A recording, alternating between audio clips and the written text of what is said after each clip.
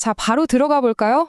오늘 우리가 살펴볼 내용은 아주 흥미로운 고대 건축물에 관한 겁니다. 바로 성전의 여인의 뜰인데요.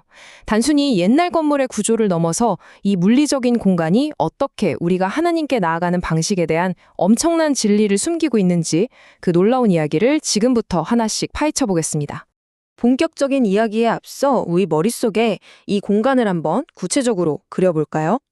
성경에서 진짜 유명한 장면 하나가 있죠. 예수님이 두 렙돈을 헌금한 가난한 과부를 칭찬하신 바로 그 사건이요. 여러분 혹시 그 일이 정확히 성전 어디에서 일어났는지 알고 계셨나요? 첫 번째 파트, 여인의 뜰로의 초대입니다. 시간을 훌쩍 거슬러서 1세기 헤롯 성전으로 가보죠. 당시 성전은 안으로 들어갈수록 점점 더 제한되는 구조였어요. 유대인 여성들은 가장 바깥쪽 이방인의 뜰을 지나서 딱 여기 여인의 뜰까지만 들어갈 수 있었죠. 더 이상은 들어갈 수 없는 명확한 선이 있었습니다. 반면에 유대인 남성들은 이곳을 통과해서 더 안쪽인 이스라엘의 뜰까지 계속 나아갈 수 있었고요. 그런데 이 넓디 넓은 여인의 뜰 광장에 발을 들이려면 아주 특별하고 거대한 문을 하나 통과해야만 했습니다. 성경을 읽어보셨다면 한 번쯤 들어보셨을 텐데요. 네, 맞습니다. 바로 성전 동쪽에 위치한 그 유명한 미문입니다. 이 아름다운 문을 지나야만 비로소 여인의 뜰이 쫙 펼쳐졌던 거죠. 두 번째 파트, 구조와 4개의 방입니다. 자, 이 마당이 단순히 텅 빈 대기 공간은 아니었습니다. 벽면을 따라 쭉 늘어선 13개의 나팔 모양 헌금함들이 있었거든요. 아까 제가 처음에 던졌던 질문 기억하시죠? 네, 정답입니다. 예수님께서 가난한 과부가 동전 2잎을 헌금함에 넣는 걸 지켜보시고 칭찬하셨던 바로 그 장소가 정확히 여기 이 여인의 뜰이었던 겁니다. 게다가 이 공간의 짜임새가 정말 기가 막힙니다. 뜰의 4모퉁이마다 각기 다른 역할을 하는 4개의 방이 있었어요. 첫 번째 모퉁이는 나시린들이 서원을 마치고 머리를 깎는 방이었고요. 두 번째는 문둥병 환자들이 정결 예식을 치르는 방. 세 번째는 제단에 쓸 장작을 보관하는 방. 그리고 마지막 4번째는 제사용 포도주와 기름을 보관하는 방이었습니다. 그러니까 유대인 공동체의 진짜 생생하고 실용적인 일상들이 이 공간에 다 모여 있었던 셈이죠. 세 번째 파트, 예배와 예수님의 사역입니다. 우리가 흔히 여인은 더 못 들어간다는 제한에만 집중하다 보면 이곳을 그냥 통과하는 대기실이나 누군가를 배제하는 공간으로 오해하기 쉬운데요. 전혀 그렇지 않았습니다. 오히려 여기가 공적인 예배와 율법 교육이 활발하게 일어나는 진짜 성전의 북적이는 심장부였어요.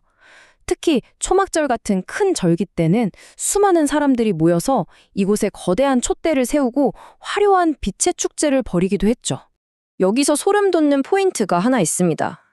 예수님이 나는 세상의 빛이다 라고 엄청난 선포를 하셨던 요한복음 8장의 사건 기억하시죠? 가네마다 잡힌 여인을 용서하신 그 일 말이에요. 학자들은 이 사건들이 바로 초막절의 그 거대한 불빛들에 대한 잔상이 짙게 남아있는 이곳, 여인의 뜰 한복판에서 일어났을 거라고 봅니다. 모든 퍼즐이 딱 들어맞지 않나요? 자, 그렇다면 여기서 정말 핵심적인 질문을 하나 던져봐야 합니다. 대체 왜 이런 물리적인 벽과 구역을 나눴던 걸까요? 누군가는 안으로 더 들어가고 누군가는 멈춰서야 했던 이 엄격한 경계들. 과연 그 진짜 목적이 뭐였을까요? 4번째 파트, 거룩함과 영적 질서입니다. 청교도 신학의 관점에서 분석해보면 이렇게 층층이 나뉜 뜰의 구조는 절대 대충 만들어진 게 아닙니다. 이건 철저하게 의도된 시청각 자료였어요.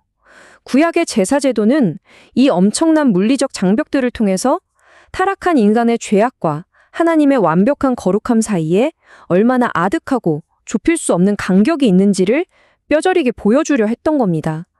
죄인이 거룩하신 하나님께 나아간다는 건 절대 가벼운 일이 아니라는 뜻이죠. 그래서 청교도들은 이 벽이 단순히 여성을 무시하거나 차별하려고 세운 게 아니라고 강조합니다. 오히려 이건 하나님의 점진적인 계시 속에서 존재했던 아주 임시적인 영적 질서였다는 거예요.